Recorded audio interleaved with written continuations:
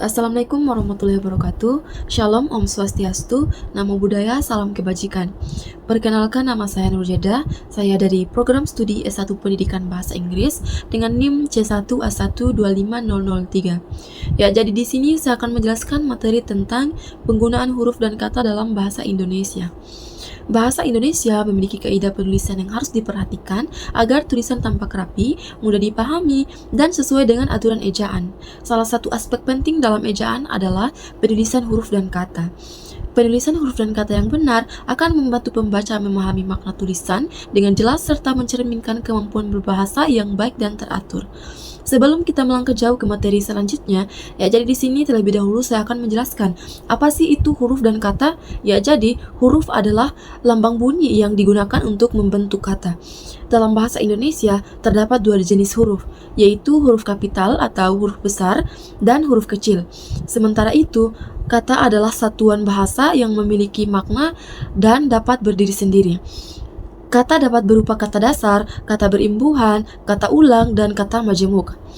Kata dasar seperti makan dan rumah merupakan bentuk paling sederhana, sedangkan kata berimbuhan seperti berjalan dan pelajaran terbentuk dari penambahan imbuhan. Kata ulang seperti buku-buku dan anak-anak menunjukkan pengulangan makna. Sedangkan kata majemuk seperti meja makan dan rumah sakit merupakan gabungan dua kata yang membentuk makna baru. Selanjutnya kita melanjut ke materi berikutnya, yaitu penggunaan huruf kapital. Jadi huruf kapital digunakan dalam situasi tertentu untuk menandai awal atau nama khusus. Aturan penggunaannya yaitu sebagai berikut.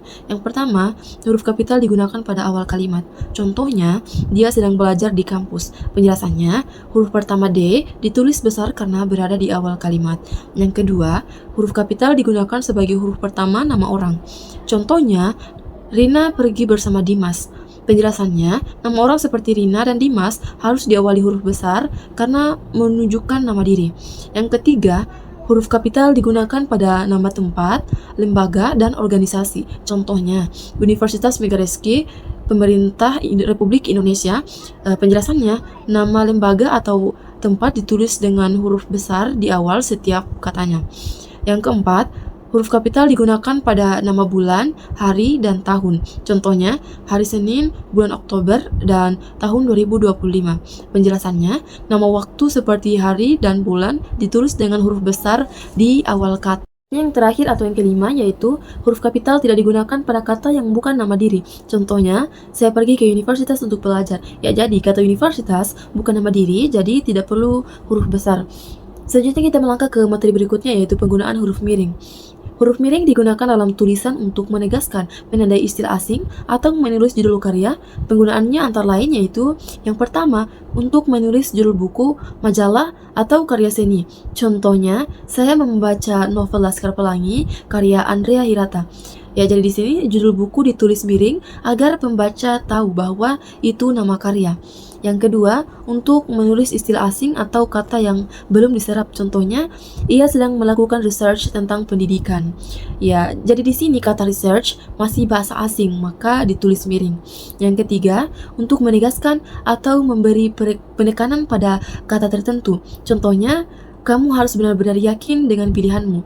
Penjelasannya di sini yaitu huruf miring digunakan untuk menekankan kata penting seperti yakin. Selanjutnya kita melangkah ke materi berikutnya, yaitu penulisan kata dasar dan bentuk turunan.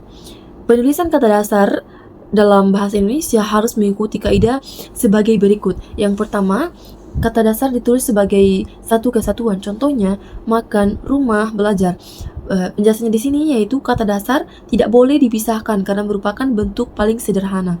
Yang kedua, kata berimbuhan ditulis serangkaian dengan kata dasarnya.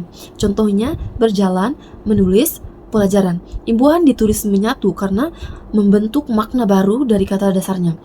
Yang ketiga, kata ulang ditulis dengan tanda hubung. Contohnya, anak-anak, rumah-rumah, dan bunga-bunga. Penjelasannya di sini yaitu tanda hubung digunakan untuk menunjukkan pengulangan makna kata.